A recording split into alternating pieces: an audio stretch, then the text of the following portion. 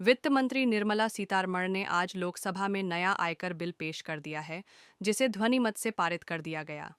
इस बिल को लाने का मकसद इनकम टैक्स से जुड़े जटिल अधिनियमों को आसान और सरल बनाना है।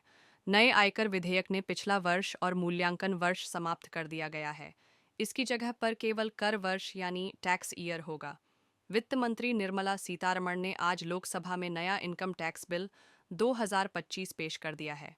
वित्त मंत्री ने स्पीकर ओम बिरला से इसे सदन की सेलेक्ट कमेटी को भेजने की अपील की। वहीं विपक्षी दल के सदस्यों ने बिल पेश किए जाने को लेकर विरोध किया, लेकिन सदन ने इसे पेश करने के लिए ध्वनिमत से प्रस्ताव पारित कर दिया।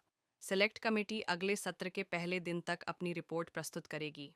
इस बिल को लाने का मकसद इनकम टैक्स से जुड़े जटिल अधिनियमों को आसान और सरल बनाना है। नए आयकर विधेयक ने पिछला वर्ष और मूल्यांकन वर्ष समाप्त कर दिया गया है। इसकी जगह पर केवल कर वर्ष यानी टैक्स ईयर होगा। बता दें कि वित्त मंत्री ने सदन में नए इनकम टैक्स बिल को 1 अप्रैल 2026 से प्रभावी करने का प्रस्ताव रखा है। वित्त सचिव ने पहले अपने एक बयान में कहा था कि नया इनकम टैक्स बिल कानूनी भाषा को भी सरल करेगा, ताकि टैक्स पेयर्स प्रावधानों को आसानी से समझ सकें। विधेयक में नए टैक्स नहीं लगाए जाएंगे। इसके बजाय यह टैक्स कानूनों को सरल बनाने, कानूनी जटिलताओं को कम करने और टैक्स पेयर्स के लिए अनुपालन को आसान बनाने पर फोकस करेगा।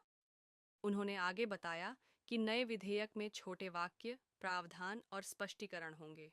इसके अलावा नया कानून मौजूदा कानून से 50% छोटा होगा।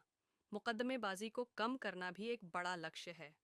बिल कुछ अपराधों के लिए कम दंड पेश कर सकता है, जिससे टैक्स सिस्टम करदाताओं के लिए अधिक अनुकूल हो जाएगी।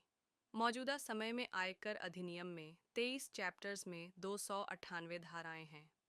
इसमें व्यक्तिगत आयकर, corporate tax, security transaction tax और गिफ्ट टैक्स को नियंत्रित करने वाले कानून हैं। नए आयकर विधेयक में मौजूदा सेक्शन को संशोधित करेगा, जिससे प्रोविजन आसान और अधिक सरल होंगे। उदाहरण के लिए, मौजूदा अधिनियम के तहत इनकम टैक्स रिटर्न कवर करने वाले सेक्शन 139 को नए सिस्टम के तहत रिस्ट्रक्चर किया जाएगा। समझ को आसान बनाने के लिए टीडीएस अनुपालन को एक क्लॉज के तहत समेकित किया जाएगा। हालांकि नया कानून लागू होने के बाद फॉर्म और उपयोगिताओं में बदलाव की आवश्यकता हो सकती है।